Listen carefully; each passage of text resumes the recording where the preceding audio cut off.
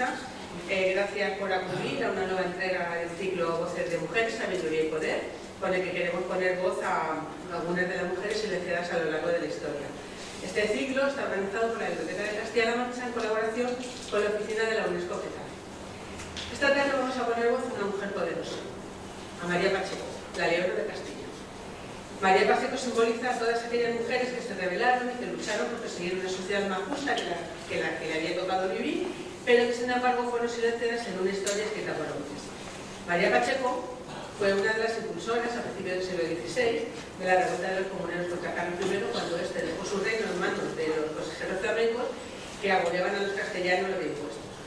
María luchó junto a su marido por la causa comunera y llegó a asumir el mando de la resistencia del ejército comunero tras la muerte de Padilla en este mismo edificio en el que nos encontramos, a sabiendas de que se metió en un terreno que hasta entonces estaba vedado a los hombres. Lamentablemente por esta actitud fue denostada por sus coetáneos, que la acusaron de mujer brava y dominante que desempeñaba el papel que les correspondería a su esposo debido a la debilidad de Juan Padilla. Pero para hablarnos de su verdadero papel en la historia contamos con una de las figuras, con uno de los mayores expertos y especialistas en la figura de María Pacheco, que es Fernando Martínez Gil, al que le agradezco una vez más su presencia esta tarde entre nosotros, que haya vuelto a su casa, a la biblioteca. Para aquellos que no le conozcan, que creo que son pocos, Fernando es licenciado en Geografía e Historia, las especialidades de Historia Moderna e Historia de América y Antropología Cultural. Es doctor en Historia Moderna y profesor titular de la Facultad de Humanidades de Toledo. Como investigador, es autor de numerosos artículos en revista, colaboraciones y reseñas, habitualmente centrados, muchos de ellos en Toledo, no todos, pero que le han hecho merecedor de 2 ocasiones del premio Temas Toledanos a nivel curso. Además de esto, si fuera poco, su faceta de profesor y de investigador, también es escritor de novelas para adultos y novelas juveniles con un trasfondo histórico que evidentemente también ha sido premiada, con 2 de los premios más importantes dentro del panorama literario, el Premio Nacional de Literatura, ahí en nada, y el Premio Lazarete. Pero Fernando es uno de los mayores expertos nacionales, como he dicho, en la revuelta de las comunidades de Castilla, a cuyo estudio ha dedicado más de 40 años, y muchas de sus obras, entre las que se encuentran las dedicadas pues, a María Pacheco y a Juan Bravo. Y es evidente que tenía que estar aquí esta tarde a poner voz a María Pacheco. Así que, sin más, Fernando, te cedo la palabra. Me levanto para ver la presentación. Quiero empezar dándoles gracias a todos ustedes por acompañarme esta tarde, una tarde primaveral muy propicia para el paseo o para el ocio, que me siento muy honrado. Muchas gracias también a esta biblioteca, que sí la siento como mi casa desde la infancia, tanto en mi faceta de lector como de investigador, y gracias a su directora por la presentación y por haberme invitado a participar en este ciclo de conferencias, brindándome así la oportunidad de hablar sobre uno de los temas que más me apasionan, como es el de las comunidades de Castilla, y del que tampoco he podido hablar a pesar de que acabamos de conmemorar el 5º centenario de este acontecimiento histórico. Como ha dicho ella, esta charla está inserta en el ciclo Voces de Mujeres, un ciclo magnífico y necesario, como necesario es el devolver la voz a las mujeres que han sido tan hacedoras de la historia como los hombres, pero que han sido ninguneadas por la historia oficial. Sabemos la dificultad que hay en recuperarlas en la Edad Media, en la Edad Moderna y en buena parte de la historia contemporánea. Uno de los personajes femeninos más singulares y además muy ligado a nuestra ciudad y a este edificio, porque aquí justamente comenzó su leyenda, es el de María Pacheco. Atención, María Pacheco, no María de Padilla, con la que a veces se la confunde, que es otro personaje histórico, amante de Pedro I, reina de Castilla, y de la que se enorgullecía descender los miembros del linaje Padilla. Y tampoco María de Pacheco, como muchas veces la vemos. Ella se llamó y la llamaban siempre María Pacheco. Bueno, pues esta es mi propuesta. María Pacheco, la mujer valerosa. Un subtítulo que he dudado, he escogido finalmente ese apelativo que le diera Fray de Sandoval, un historiador del siglo XVII, pero he estado dudando entre la mujer valerosa y, bueno, lo desvelo al final mejor. ¿Qué ocurre con la voz de María Pacheco? Aparentemente parece un personaje, pese a su condición femenina, privilegiada, hay 2 centros docentes que llevan su nombre. Se le ha dedicado una calle, aunque hay que decir que de forma bastante errónea. Ha protagonizado muchas novelas y obras dramáticas. Ha sido una de las pocas mujeres que aparece en todos los libros de texto, sin ser reina ni santa. Su imagen se ha utilizado en los festejos populares, en los sellos de correos, y su nombre ha sido invocado en las causas reivindicativas y feministas. Sin embargo, y abierto de defraudar expectativas, debo empezar reconociendo que la voz de María Pacheco no ha llegado hasta nosotros, al menos directamente.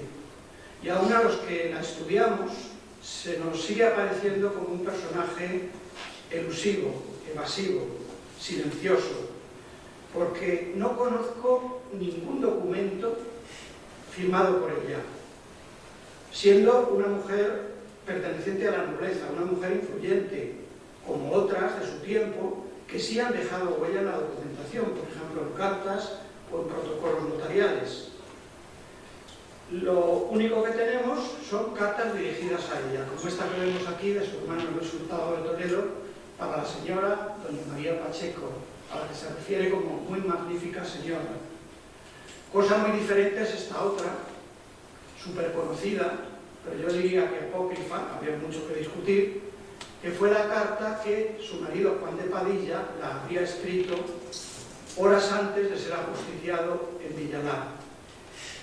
Tampoco se conoce ningún escrito de ella, y eso que era una mujer muy cultivada. Dice una relación que era muy docta en latín y en griego y matemática, y muy leída en la Santa Escritura y en todo género de historia, en extremo en la poesía, y en todo platicaba muy sutil e ingeniosamente. Sabemos que escribía, se citan sus cartas y se intuyen posibles escritos. Según el impresor veneciano Pablo Manuzio, cuando leemos sus escritos, juzgamos la excelencia de su ingenio con la de los antiguos escritores. Pero no conocemos esos escritos. ¿Aparecerán alguna vez? Los creadores literarios han especulado con esta idea, pero a los historiadores no nos es lícito hacerlo.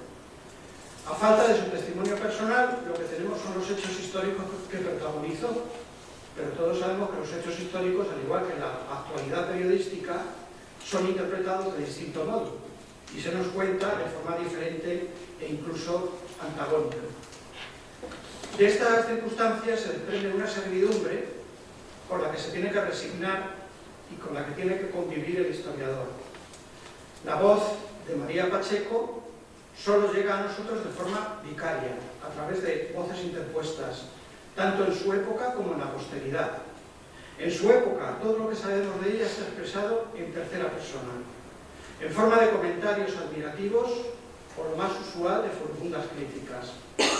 Y en los siglos posteriores, llamémoslo la posteridad, hay que precisar que una abrumadora mayoría de la tinta que se ha empleado en glosar su figura ha tenido un carácter más literario que historiográfico, con la correspondiente subjetividad y a veces la intencionalidad propagandística.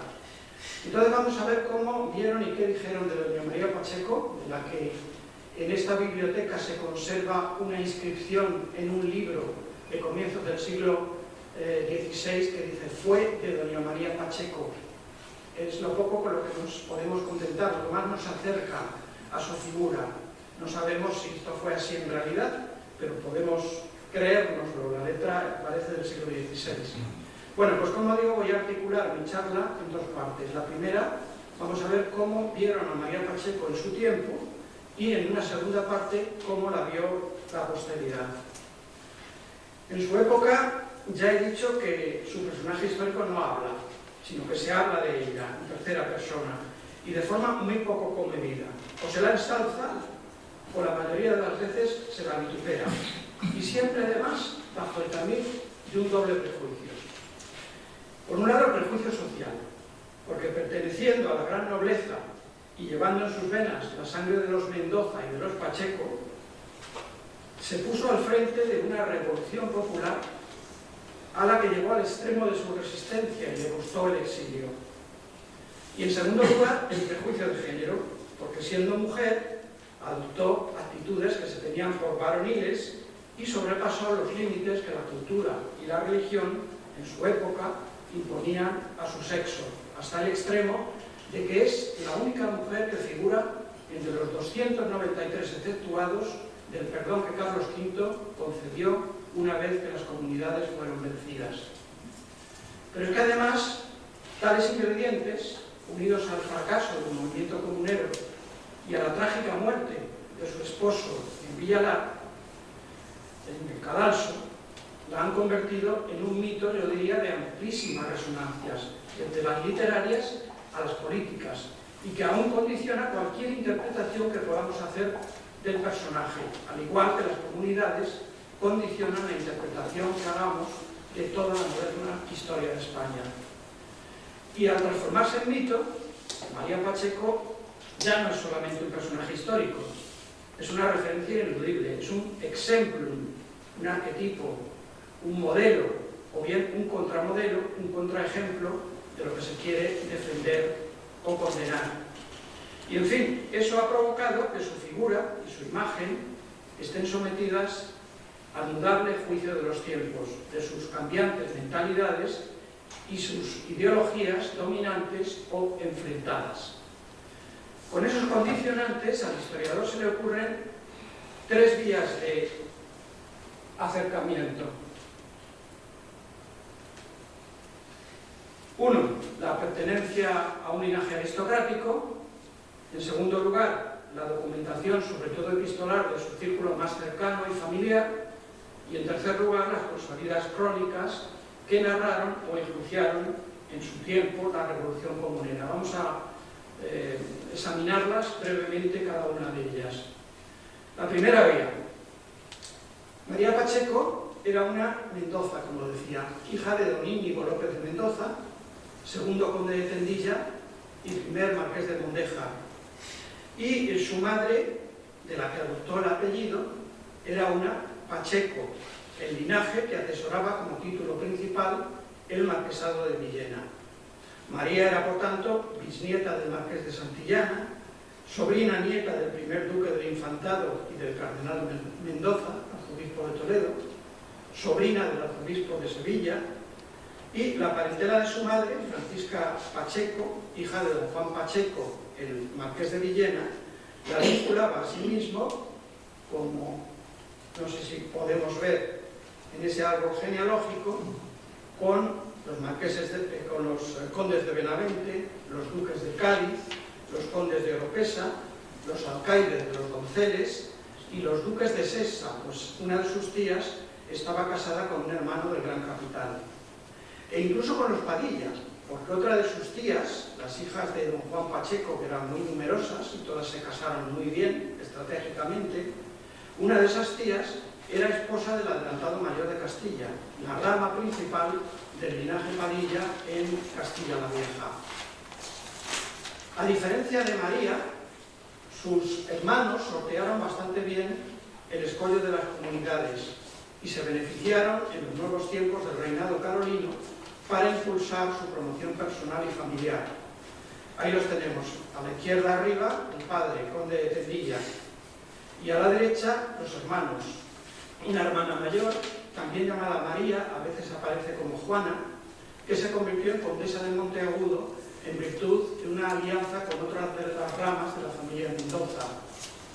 Luis, el varón mayor, heredó de su padre los títulos Tendilla y Mondeja y el cargo de capitán general de la Alhambra y de Granada, y más adelante obtendría los oficios de virrey de Navarra y de presidente de los consejos de Indias y de Castilla. Luego tenemos a Antonio, de los dos fotos que hay a la derecha, de arriba, que fue comendador de Santiago y embajador, pero con el tiempo se convertiría nada más y nada menos que en el primer virrey de Nueva España, en México, y años después en virrey también del opulento virreinato del Perú. Francisco hubo de conformarse con el más modesto obispado de Jaén, pero fue al que postuló su hermana para el arzobispado de Toledo, los acontecimientos de las comunidades. El comendador Bernardino fue nombrado alcaide de la Goleta y después capitán general de las galeras de España e incluso virrey de Nápoles, que no pudo ejercer porque murió en la batalla de San Quintín. Y el pequeño, al que vemos abajo a la derecha, retratado, Diego Hurtado de Mendoza, aparte de sus tareas diplomáticas, es conocido porque descolló en el campo de las letras, en el que, junto a Garcilaso, es considerado como uno de los renovadores de la poesía castellana y un pertinaz candidato a la autoridad de Lazarillo, varias veces nominado, como decimos ahora. Bueno, pues la hipótesis es esta. Cabría preguntarse si los comportamientos de María Pacheco durante la Revolución Comunera pudieran ser mejor comprendidos si en vez de estudiarla en su individualidad, la integramos en el universo de los linajes de que formaba parte, en sus políticas tradicionales y en sus estrategias matrimoniales y patrimoniales. Los Mendoza, al igual que los Padilla toledanos, debían su éxito a la lealtad que en todo momento rindieron a la dinastía trastamara. María y su esposo Juan habrían mantenido la coherencia política heredada de sus estirpes y que tenía que ver con una monarquía cercana y pactista, tutelada por la nobleza y por las ciudades. Pero el brusco cambio que introdujo al tradicional reino de Castilla en el ámbito más amplio y más desconocido del imperio provocó el desgarro de las lealtades políticas en el seno de esa generación, que se dividió entre los defensores de los consuetudinarios usos y los partidarios de la nueva administración carolina e imperial. Y esa escisión es constatable tanto en la familia de los Mendoza granadinos como en la de los Padilla toledanos. Vamos a la segunda vía, porque es posible acercarse al mundo más íntimo en que se desarrollaron los primeros años de vida de María Pacheco, gracias a un documento excepcional que proporciona una preciosa información sobre su infancia, su vida familiar y en especial su matrimonio con Juan de Padilla. Se trata del libro copiador que estamos viendo, de las cartas que su padre, alcaide de la Alhambra, dirigió al rey y a una gran diversidad de particulares puntualmente a fines del siglo XV y ya de una forma sistemática en los periodos 1504-1506 y 1508-1516.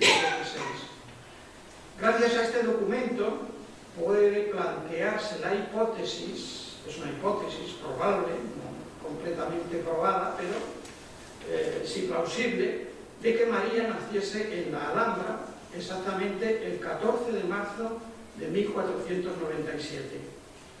Además, nos proporciona otros detalles del entorno familiar y de la naturaleza acaso enfermiza de la futura comunera.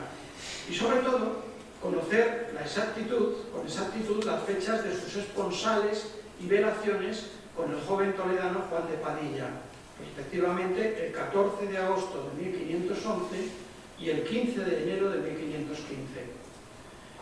Uno de los tópicos que seguro que han escuchado y que todavía circula en relación a este matrimonio es la condición desigual de los contrayentes, lo que habría provocado el descontento de María y el enojo hacia su padre, a quien reprochaba el sacrificio que la sometía contra su voluntad.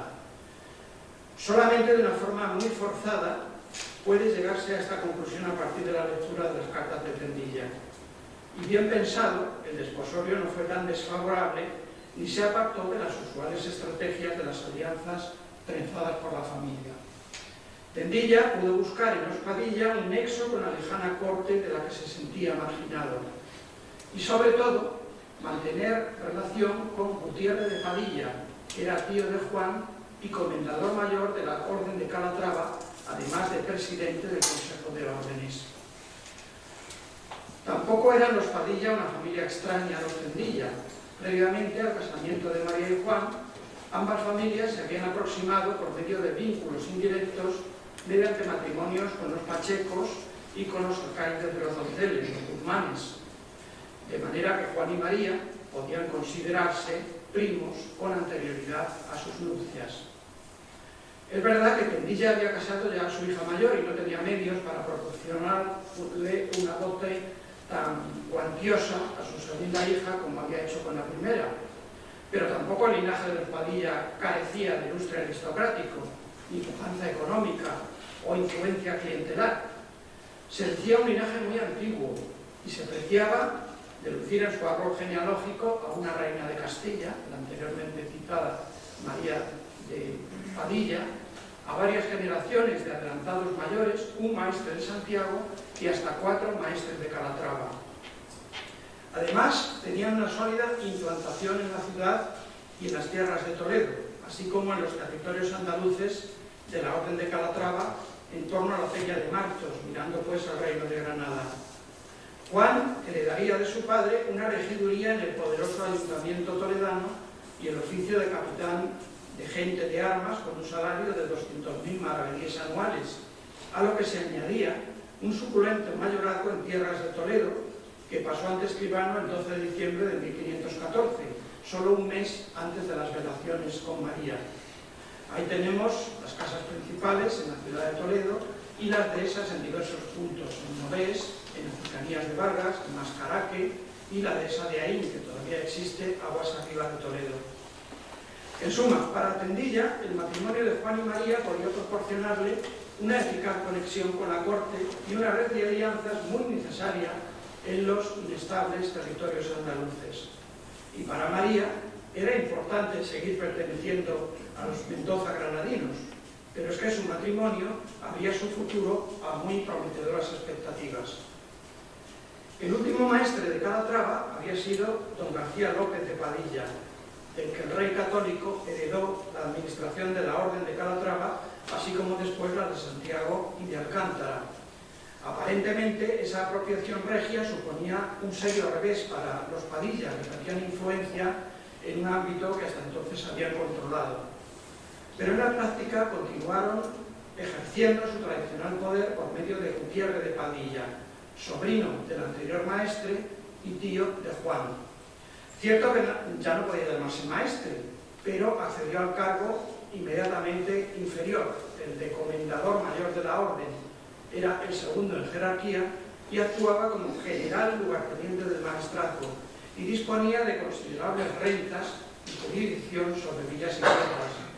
Fue él quien mandó construir el estupendo convento de la Asunción en Almagro, con una gran proliferación de los escudos de armas de la familia Padilla. Quien quiera sentirse dentro del ámbito de este linaje puede hacer esa visita a la Asunción de Almagro. Cuando Juan y María confirmaron su enlace matrimonial por medio de las velaciones, el rey católico estaba achacoso y se presentía un inminente desenlace. Las bulas papales habían vinculado los maestrazgos a la persona del rey, pero no a la corona, por lo que a su muerte muchos consideraban posible la elección de un nuevo maestre y ninguno estaba mejor situado como el tío de Juan de Padilla. ¿Qué no hubiera podido conseguir entonces para su sobrino, el afortunado Juan, recién casado con una Mendoza? Sin embargo, la fatalidad defraudó las esperanzas del joven matrimonio.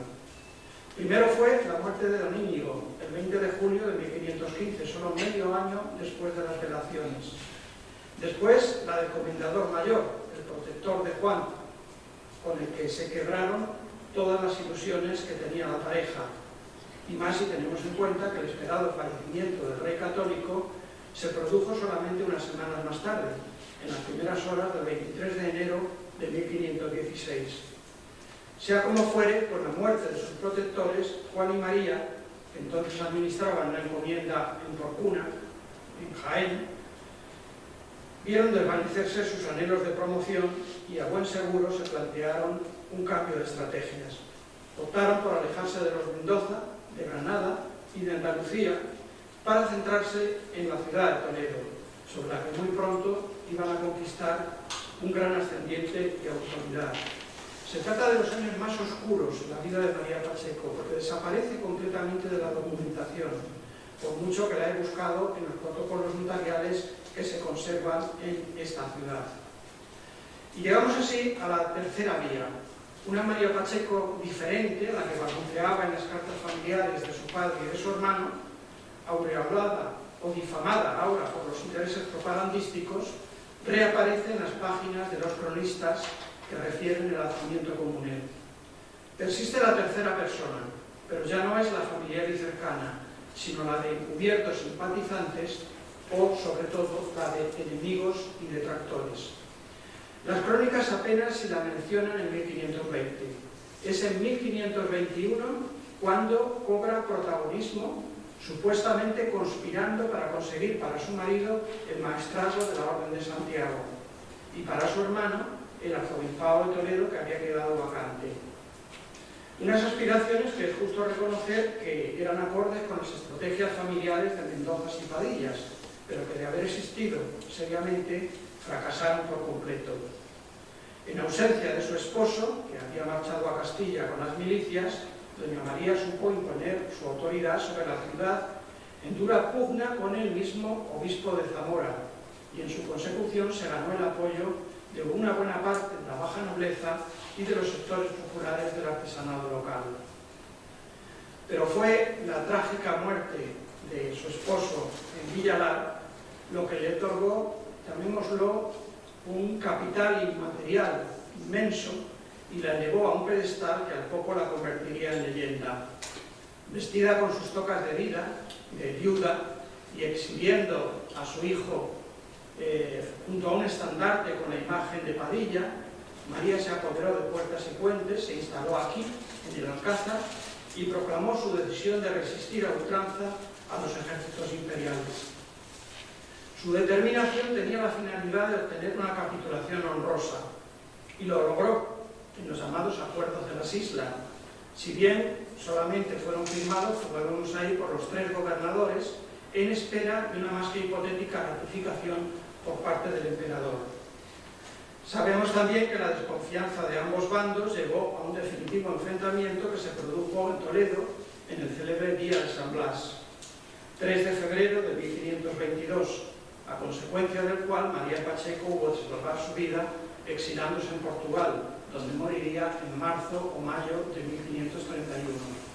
Ahí señaló la batalla sobre el plano del Greco en la actual calle de Esteban Millán, entre las Quintillas y la plaza de Padilla. Entre sus coetáneos fue sobre todo el franciscano Fray Antonio de Guevara el que puso los cimientos de su leyenda negra. La acusaba de haber sido la sustentadora de las comunidades y de practicar la hechicería para colmar su ambición de convertir a su esposo en maestre de Santiago y a ella misma nada menos que en sucesora de la reina. Y hacía de ella un perfecto contramodelo de la mujer virtuosa y cristiana que a las apropiadas cualidades, como vemos en este texto, de piadosa, mansa, pacífica y cobarde, oponía exactamente las contrarias: cruel, brava, revoltosa y atrevida. El humanista Pedro Martí de Anglería la culpó de manipular el carácter influenciable de su esposo, refiriéndose a ella como el marido de su marido. Y hasta Luis Vives, sin nombrarla, hizo responsable a su ambición del duro castigo que había padecido el jefe comunero. En la historiografía, María Pacheco aparece como una contrafigura de la virtuosa Isabela católica y del supremo modelo femenino encarnado en la Virgen.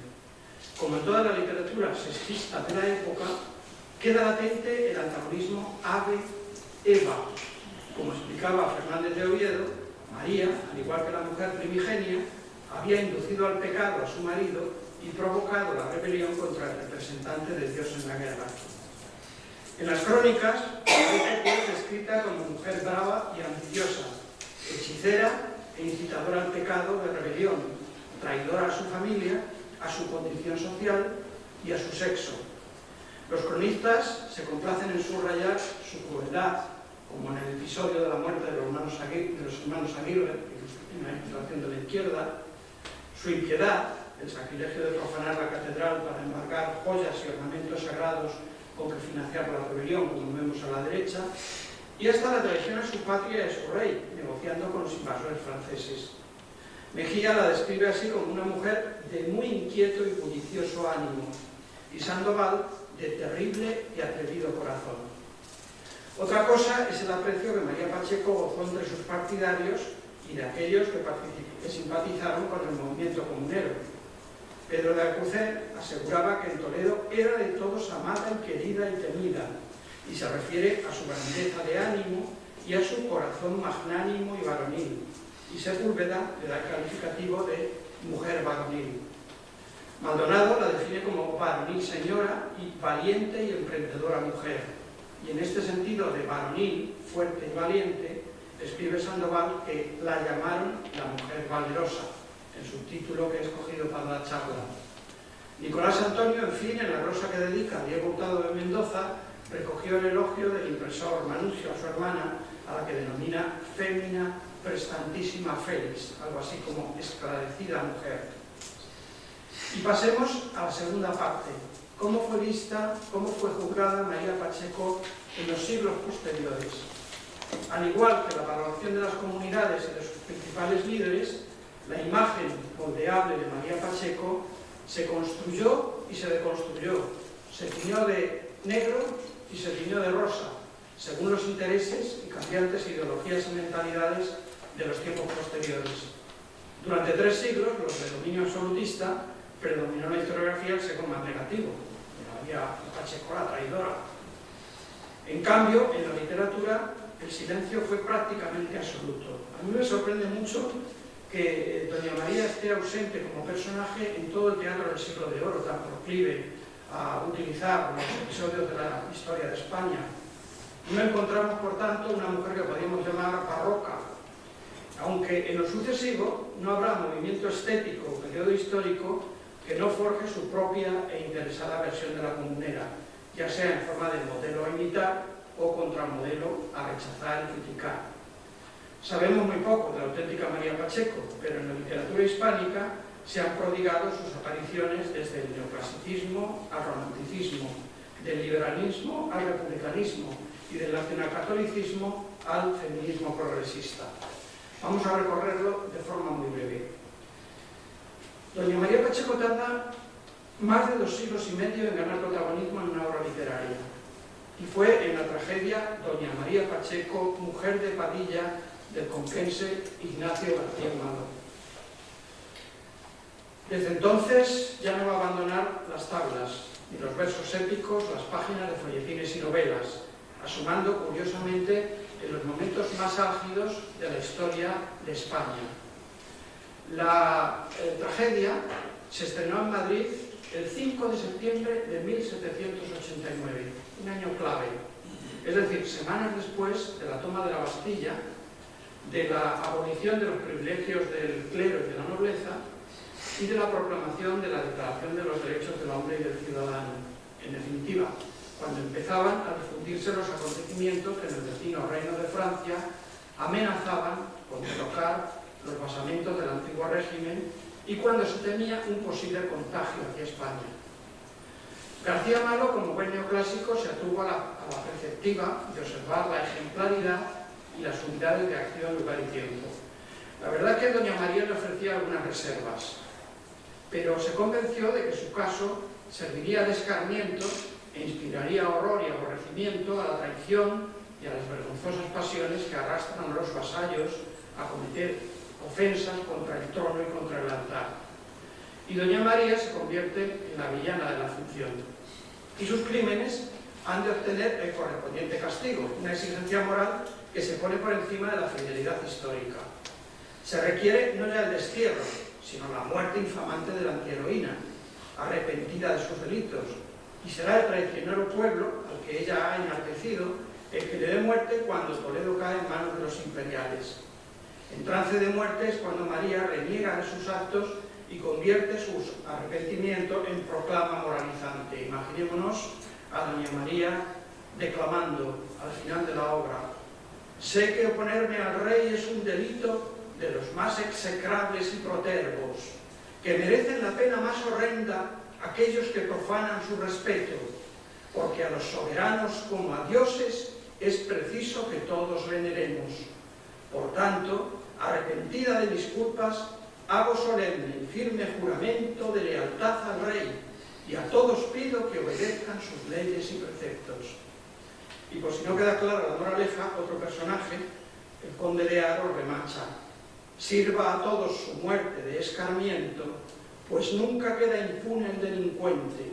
Si no hay justicia en tierra, la hace el cielo. La hasta entonces loca y traidora, pero ya transfigurada en mujer heroica, volvió a aparecer en escena en otro lugar y momento no menos culminante de la historia de España, la Cádiz de las Cortes Liberales, cuando la ciudad era asediada por el ejército francés. El diputado granadino Francisco Martínez de la Rosa estrenó La viuda de Padilla en el mes de julio de 1812 en la asediada Cádiz, que se ajustaba a la perfección a aquella Toledo comunera amenazada por el ejército imperial que aquí es trocado en el invasor francés. Y al tiempo, las comunidades eran reconocidas por vez primera como precursoras de la causa constitucionalista que ahora estaba en juego, pues la nación española, según Martínez de la Rosa, había sido la primera que mostró en Europa tener cabal idea de monarquía templada, un régimen templado semejante al que ha hecho libre y feliz a Inglaterra, que nos hubiera ahorrado 3 siglos de servidumbre y de desdichas. También aquí el pueblo se demuestra inconstante y se violenta la exactitud histórica haciendo morir a la heroína, aunque esta vez la tragedia se consuma al modo clásico, al darse ella muerte por su propia mano.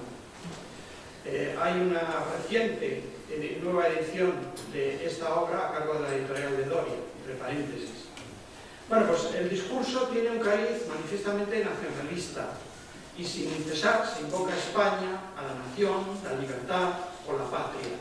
El romanticismo liberal empezaba a descubrir a sus héroes y a sus mártires, y Padilla y María Pacheco se convertían en referentes de la libertad de la patria, como sería evidente en la notificación de que fueron objeto durante el trienio constitucional, cuya conmemoración también ha pasado sin pena ni gloria. Especialmente Padilla, porque es cuando nacen Los hijos de Padilla, una escisión de la masonería española, o periódicos como El Eco de Padilla, y se le rinde un verdadero culto. Incluso en la posterior década moderada, Padilla protagoniza una ópera con música de Joaquín Espín y 2 obras dramáticas, las de Eusebio Asquerino y Víctor Balaguer, y en todas ellas María Pacheco tiene una presencia activa como personificación de la patria ultrajada y defendida. Padilla y su esposa proliferan asimismo en romances y poemas, en folletines y novelas románticas. El folletín más paradigmático es el de Vicente Barrantes, dividido en 2 partes, la primera dedicada a Padilla y la segunda a La viuda de Padilla. En este grueso folletín de Barrantes, doña María es una mujer decidida, amante de su esposo, firme defensora de las comunidades, y como Padilla es también una idealista, pero más racional y sensata, más libre de las pasiones humanas, lo que le permite erigirse en auténtica ideóloga del movimiento comunero, por medio del cual trata de continuar la política tradicional de los reyes católicos y de Cisneros. El sexenio revolucionario reverdeció la imagen romántica, liberal y revolucionaria que de María Pacheco había forjado la primera mitad del siglo. En esos años se estrena una zarzuela, La esposa de Padilla, y un drama, el de José Caviedes, en que ella vuelve a clamar por la defensa de la patria y de los fueros cuando un nuevo rey extranjero, léase ahora Amadeo de Saboya, ocupa el trono español. Pero la república en que se tradujeron las aspiraciones de los vengadores de Padilla no se alargó más de lo que había durado el movimiento comunero y se impuso la restauración borbónica, y con ella un largo periodo de estabilidad y conservadurismo salvaguardado por el turno de partidos y la garantía oficiosa del caciquismo. Y aunque las fuerzas conservadoras no fueron capaces de extinguir el mito de los héroes comuneros, estos se convirtieron en personajes improcedentes y peligrosos en unos tiempos en que la reciente memoria de la Commune y los Communards de París provocaba el terror entre la burguesía.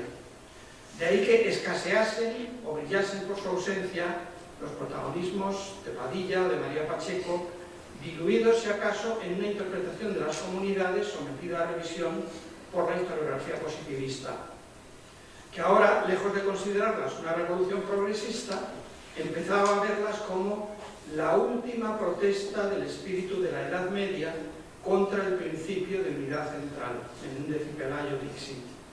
La burguesía conservadora, en fin, renegaba de su pasado revolucionario en aras de la tan deseada estabilidad.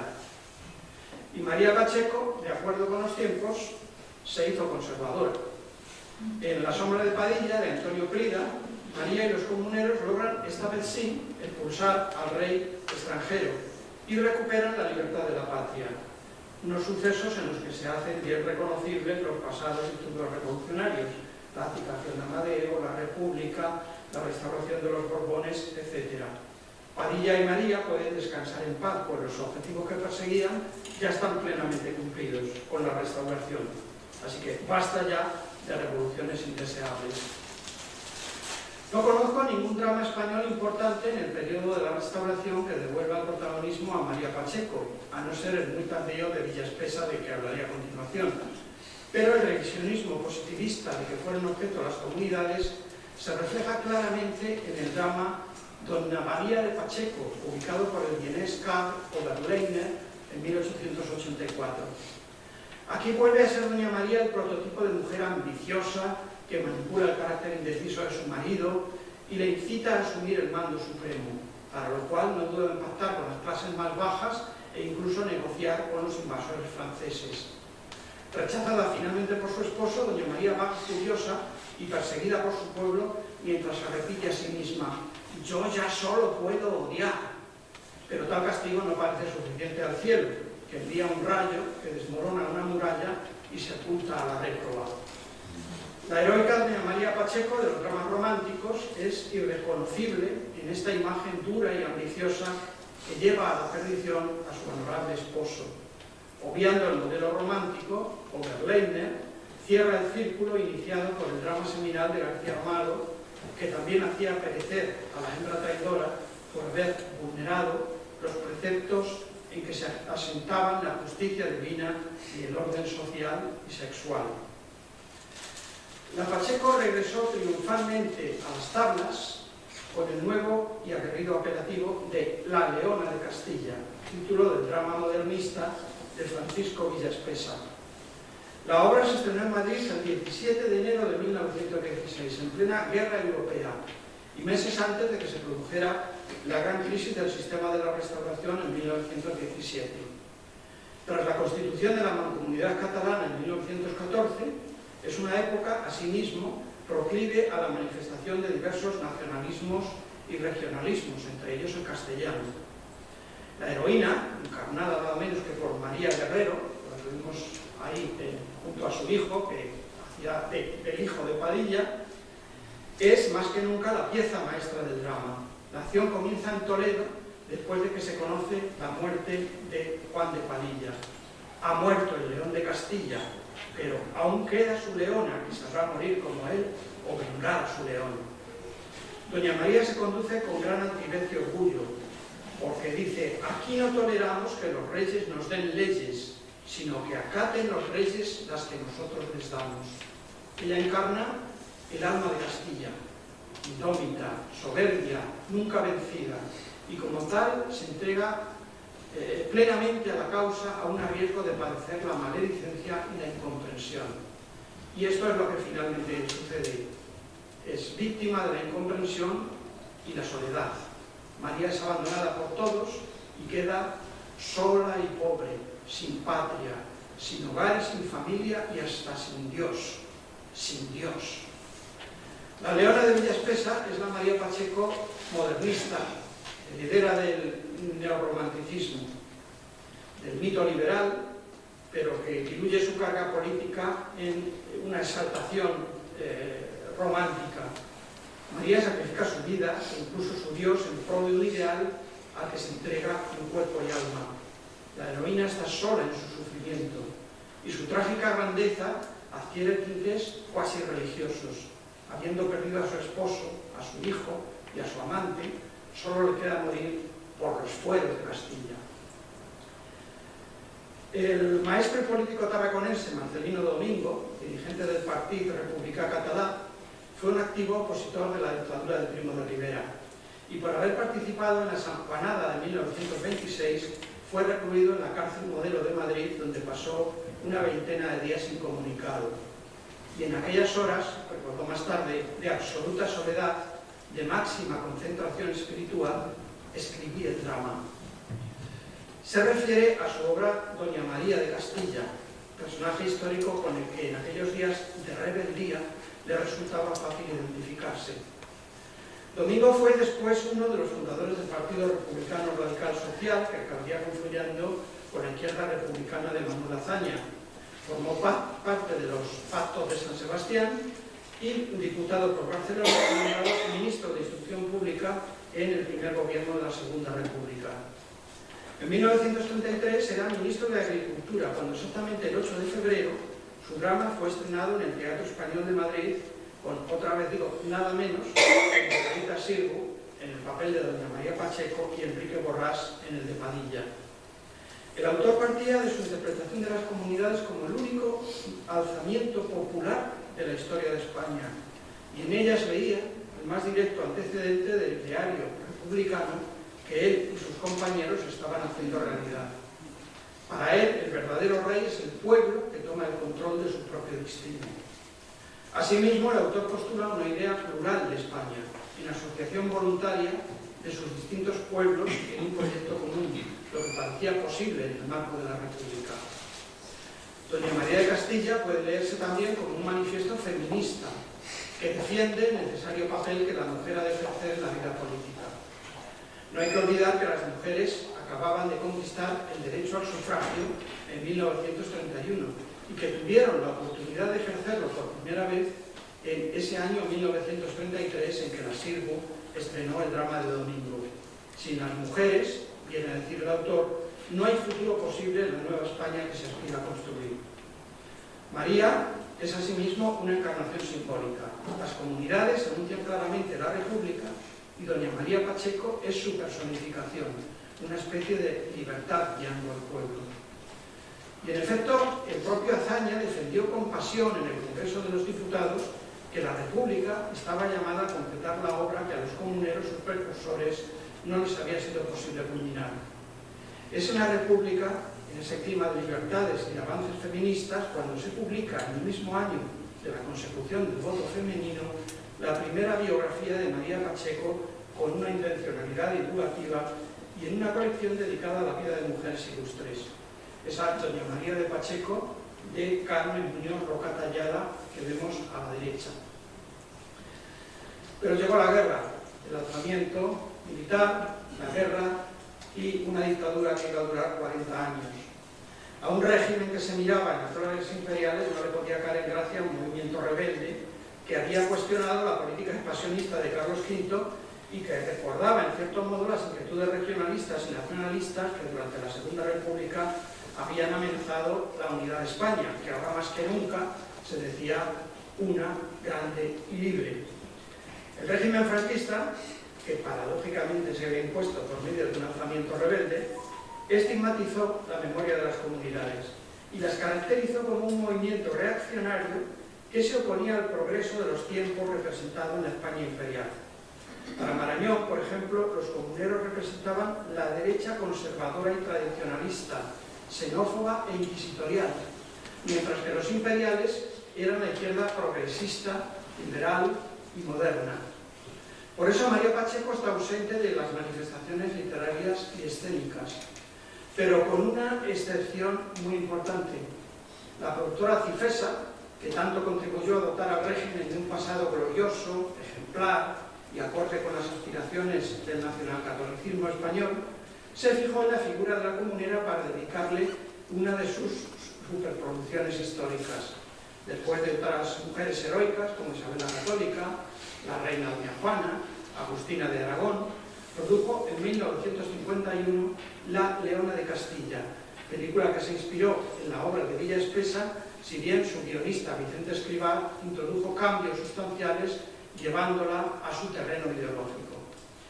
Pero Escrivá debió hacer un auténtico encaje de bolillos para salvar la contradicción de exaltar a un carácter heroico genuinamente español, sí, pero que había equivocado su bandera.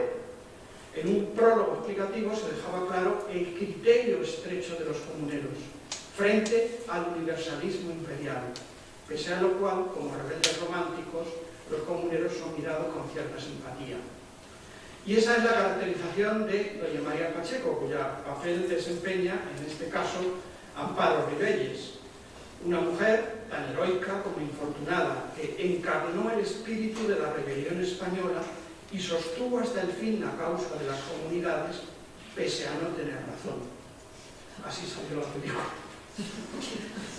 En los últimos años de la dictadura franquista se empezó a producir un cambio historiográfico radical en la interpretación de las comunidades, cuando José Antonio Maravall les dio un significado ya no reaccionario y feudal, sino de la primera revolución moderna en España y probablemente en Europa.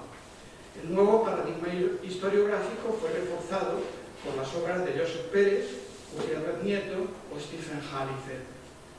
Los nuevos estudios se enmarcaron en la entonces vigorosa historia social, sin dar mucho juego a las actuaciones individuales en los hechos colectivos, por lo que personajes como María Pacheco y Juan de Padilla vuelven a hacerse invisibles en las manifestaciones artísticas y literarias del último tercio del siglo, a no ser en la épica de la poesía popular. Recordemos, por ejemplo, el poema Los Comuneros, de Luis López Álvarez, musicado por Nuevo Mester de Jularía.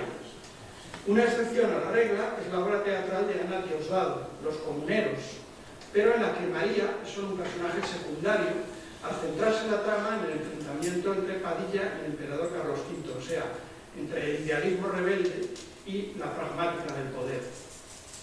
No hay, por tanto, una doña María Pacheco de la transición y la democracia al nivel de las que construyeron el romanticismo, el republicanismo o el nacionalcatolicismo. Esta circunstancia cambiaría en el siglo XX, gracias al avance de la revolución feminista y al auge de la historia de las mujeres, la historia del género y la historia cultural, así como de la novela histórica. En el auge de la novela histórica han tenido un papel muy destacado las mujeres, ya como lectoras, ya como autoras. Y es muy interesante constatar que dentro de este género, y a cargo de 3 escritoras, se han publicado en el transcurso de muy pocos años hasta 3 novelas dedicadas a glosar la figura de María Pacheco. Doña María Pacheco, el último comunero, de la toledana Esther Soto, en 2002, y reeditada ya con este título en 2009, la comunera María Pacheco, una mujer rebelde, de Toti Martínez de Lecea, el título lo dice todo, y la comunera de Castilla de María Teresa Álvarez. En la caracterización de la viuda de Padilla no encontraremos ya la grandilocuencia y el poder simbólico de anteriores arquetipos. La María construida por estas escritoras podría ser perfectamente una mujer de hoy, dotada de las cualidades que se supone de tener la moderna mujer que está empoderándose y conquistando el espacio social y la igualdad de género que le pertenece. O sea, una mujer idealista, culta y sensible, tolerante pero rebelde y luchadora. El retrato de María Teresa Álvarez, por ejemplo, es una mujer valiente, fuerte, con un gran carácter y también un poco inquieta. ¿Pero acaso se pueden considerar como defectos en una mujer lo que en un hombre serían virtudes? Sin duda su comportamiento se separa del estereotipo femenino de nuestra época, aunque nunca llegó a transgredir totalmente el modelo establecido. No es cruel y sí piadosa, muy inteligente y culta. Las 3 novelas actualizan pues el mito de Padilla y de doña María Pacheco conforme a los valores vigentes en la España democrática del siglo XXI. El personaje de María se ha acomodado a la perfección a los avances que ha experimentado en el último siglo la causa del feminismo y de la igualdad de género. Denigrada por Guevara como mujer brava, revoltosa y atrevida, y motejada por Pedro Mártir, de marido de su marido, es hoy ensalzada por haber desempeñado hace 500 años, que hasta hace muy poco pertenecían, valores que hasta hace muy poco pertenecían en exclusiva a los varones y que hoy la mujer reclama en aras de la igualdad. Voy terminando. En mi acercamiento a este personaje no me ha sido posible recoger su voz ni su testimonio directo. Y he tenido que contentarme con lo que se ha dicho y escrito acerca de él, siempre utilizando la distancia de la tercera persona. Primeramente en su propio tiempo, a partir de lo que suponía su pertenencia a un linaje, ya fuera por nacimiento o por afinidad, de las puntuales confidencias de su padre, su correspondencia, o de los comentarios extraídos de las obras de los cronistas, más o menos ecuánimes o lastrados por una fuerte carga propagandística. Y después, lo que han dicho los tiempos posteriores, inventores de muy distintas Marías Pacheco, la María silenciada del barroco, la María neoclásica, la liberal y romántica, la conservadora, la modernista, la republicana, la nacional católica y la feminista. Llegados a este punto, y parafraseando a Lucien Febvre en sus combates por la historia, podríamos preguntarnos: ¿y en todo esto dónde está la verdadera María Pacheco? El historiador con aspiraciones de biógrafo no puede evitar un sentimiento de insatisfacción ante los límites que siempre le imponen las fuentes. Pero cabe la opción de dar la vuelta al calcetín y transformar el objeto de estudio en instrumento que sirva para eliminar otro objeto de estudio más amplio, el de la propia evolución histórica. Una obra literaria, como una película, y asimismo un libro de historia, son productos culturales e ideológicos que hablan cuando se los sitúa en su contexto, al que ayudan a comprender. Y así, por medio de la cambiante imagen de María Pacheco que los diferentes tiempos han construido, hemos podido constatar las mutaciones a que han estado sometidas a lo largo de nuestra moderna historia las sensibilidades, las mentalidades, las ideas políticas, los modelos sociales y los modelos de género. La mirada dirigida a María Pacheco, como en un espejo, es de vuelta a quien la observa, la estudia o la construye. Porque una obra literaria y hasta una monografía histórica, por muy metodológicamente elaborada que sea, ofrece más información sobre nosotros mismos que sobre lo que verdaderamente fueron en su tiempo acontecimientos históricos como las comunidades de Castilla. De ahí que podamos preguntarnos cuál va a ser la nueva imagen que de María Pacheco se construirá después de haber conmemorado el 5º centenario de las comunidades de Castilla. Aún sin tener una adecuada perspectiva, me llama la atención el escaso eco que ha encontrado esta conmemoración, sobre todo en la ciudad que fue cabeza de las comunidades de Castilla, su alfa y su omega, pues aquí tuvieron comienzo y aquí terminaron. Pocas veces nuestra ciudad ha tenido tal protagonismo histórico, y no solo en el ámbito castellano y nacional, sino hasta en el europeo, por no decir mundial, pues se ha reconocido al movimiento comunero como precursor del parlamentarismo y de las revoluciones burguesas. Y a todo esto se ha respondido con el silencio. Las comunidades, según el lenguaje que utilizamos hoy, no parecen políticamente correctas. Y María Pacheco, su adalid femenino, aunque invocada por las modernas corrientes feministas, no ha gozado de la atención que sin duda merecía. ¿Por qué? ¿Es que hoy María Pacheco es un personaje histórico incómodo y molesto para los poderes establecidos? Esa es una pregunta que, siendo la que me hizo dudar acerca del título de esta charla, dejo a la consideración de todos ustedes. ¿La mujer valerosa o la mujer incómoda? Y esto nos lleva de vuelta al punto de partida. Pero tranquilos, que no voy a recomenzar la pérgola. Muchas gracias.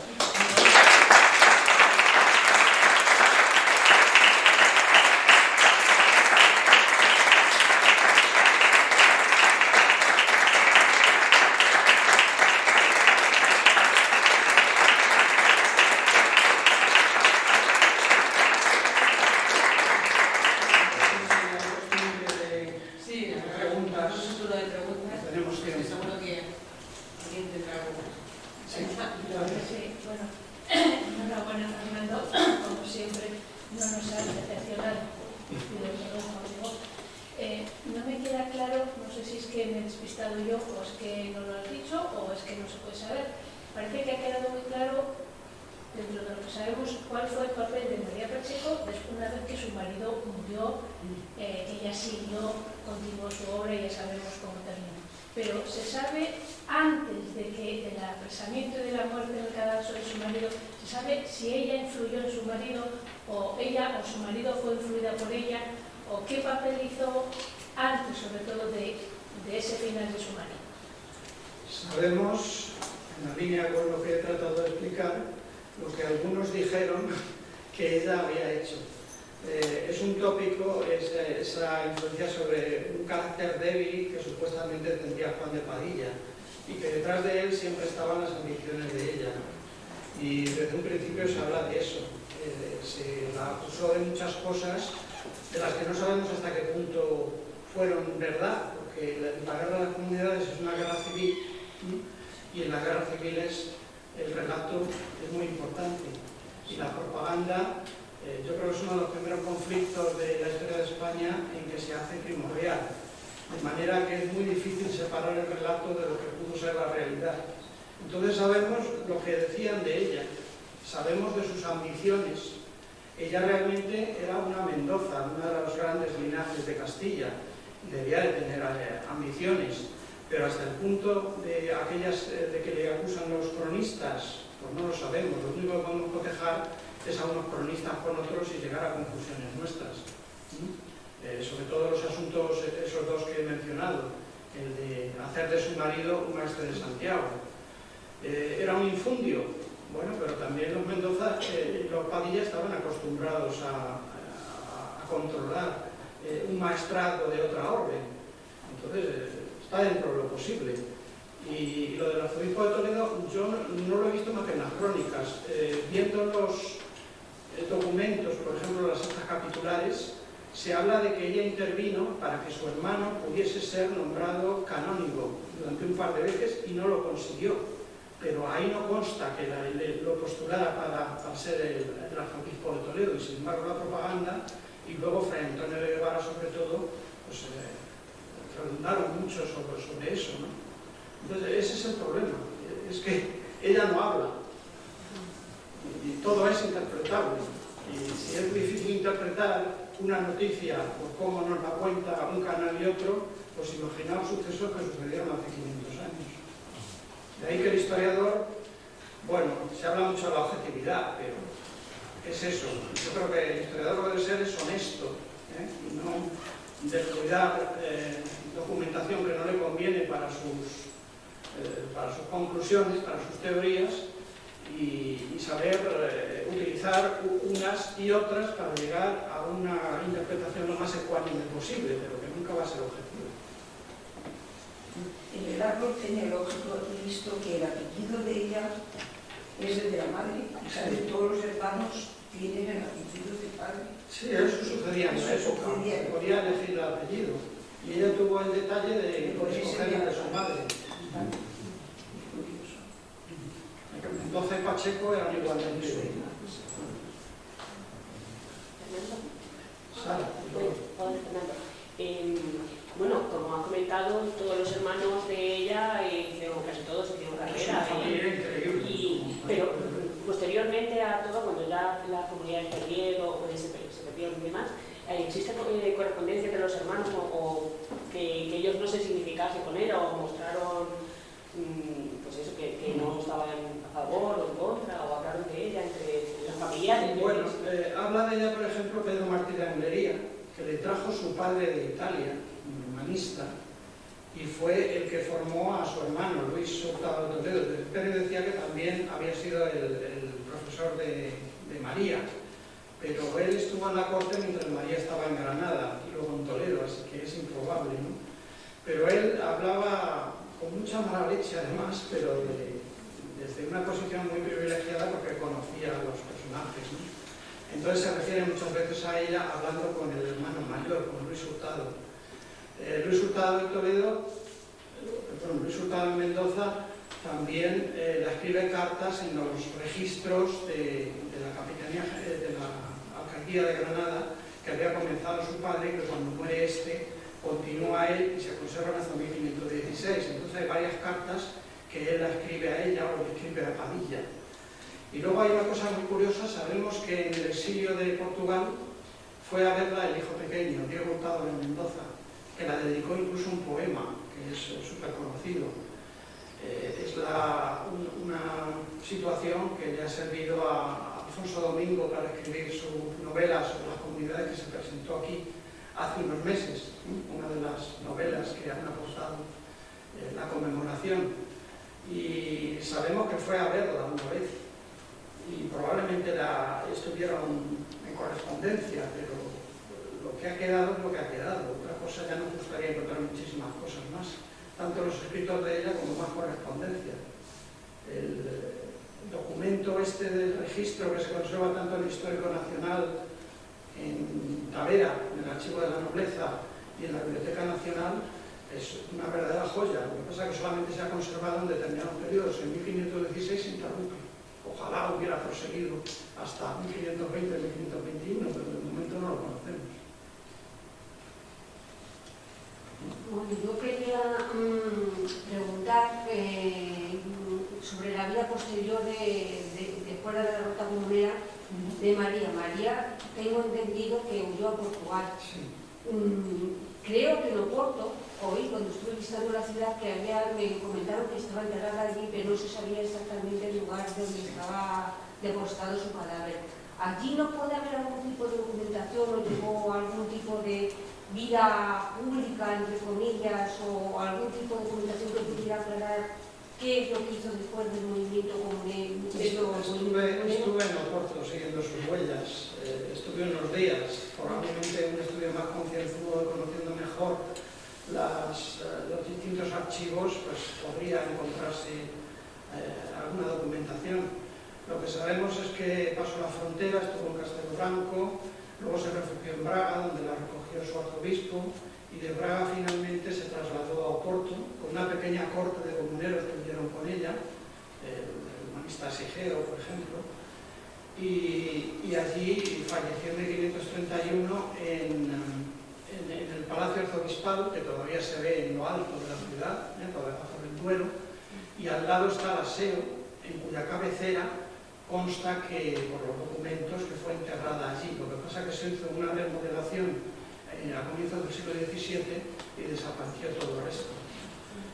Había una cierta tradición, yo encontré en revistas locales de comienzos del siglo XX alguna mención y algún artículo dedicado a ella, pero muy poco. En su memoria prácticamente allí se apagó.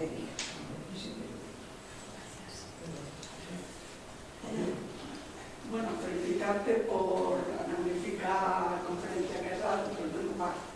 Yo te sugeriría que escogieras el título de la mujer incómoda más que el de la mujer valerosa. Porque realmente el libro le puse como subtítulo La mujer valerosa, pero ella no estaba planteando, y de ahí la duda de que os he hecho Me parece que es un acierto lo de la mujer incómoda, porque has dicho una cosa. Yo no soy historiadora, entonces, y además, lo poquito que sé de historia, más bien, como sabes, es a partir del 18, no del 16. A ver, tú has dicho una cosa que me parece fundamental, que es que María Pacheco es un espejo en el que nos miramos. Con lo cual, para entender a María Pacheco, para posicionarnos, lo primero tenemos que posicionarnos, como has apuntado, sobre qué pensamos de las comunidades. Y ese es el punto central de la historia. El silencio de la conmemoración ha sido nuestra mala conciencia, o la mala conciencia del poder establecido. Pero, una época conservadora en que claro, estamos pero a mí me viviendo. llama la atención también lo siguiente, que pensemos lo que pensemos de las comunidades, o hablemos o estudiemos a María Pacheco desde un punto de vista progresista, tiene en el fondo un gran pozo conservador. Es decir, incluso desde los progresistas que has citado, es la defensa de los españoles, es decir, es Agustina de Aragón un poquito antes, que en el fondo... El nacionalismo español es muy franquista, pero muy anterior, es el romanticismo. Claro, pero que tiene ese pozo conservador y que incluso me ha llamado la atención. Yo soy de literatura y debo confesar que no he leído las novelas que citas, que más leeré alguna, pero es que quienes se ocupan de ella, aunque no sé, casi si no un poco como se ocupan, de leer el texto y a lo mejor sacar otras conclusiones o no, no son los más progresistas. Es decir, que incluso desde el movimiento, entre comillas, feminista, desde la perspectiva de género, se fijan en ella desde una postura conservadora. Aunque no sea conservadora, yo sigo viendo ahí un pozo que algo tiene el agua cuando la bendice. El problema es que yo, y claro, es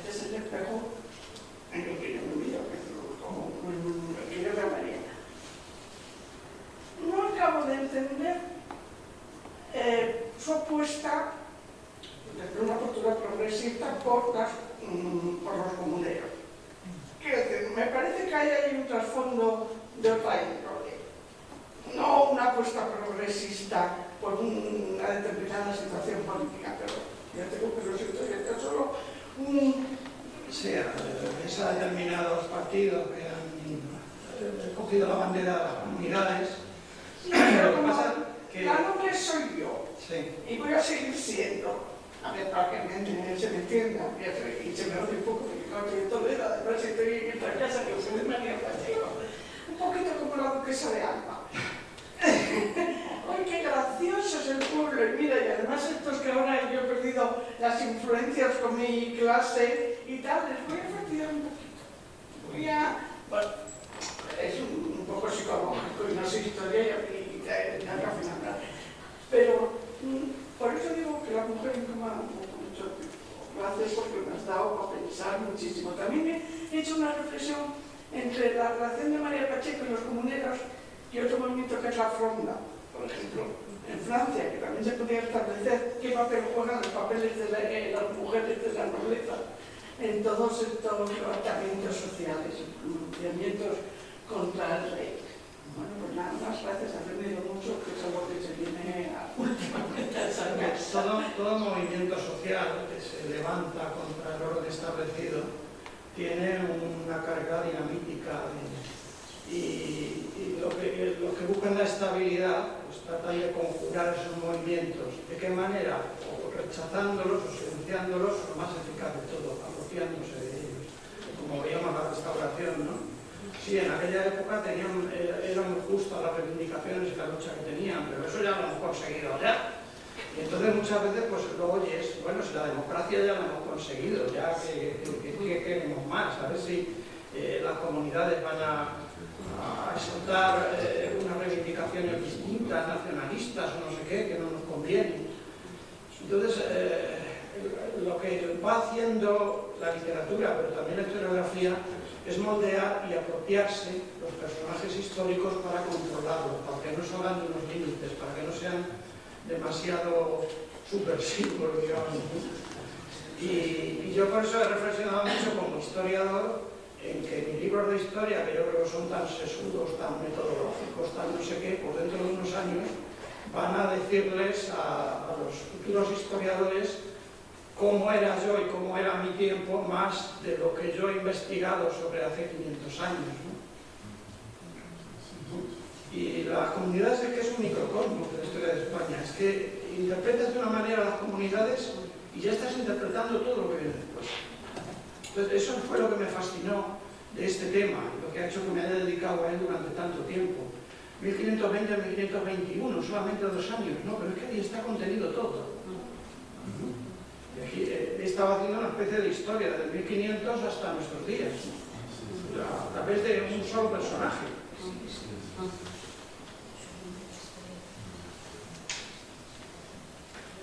Bueno, pues, mucho gusto. Simplemente quería quedarme con qué idea del movimiento comunero después de 500 años de historia, de investigaciones, de datos históricos y de fuera de las interpretaciones de los 500 años. A fecha de hoy, ¿qué se puede considerar de ese bienio? ¿Qué supuso? ¿Era realmente un conservadurismo,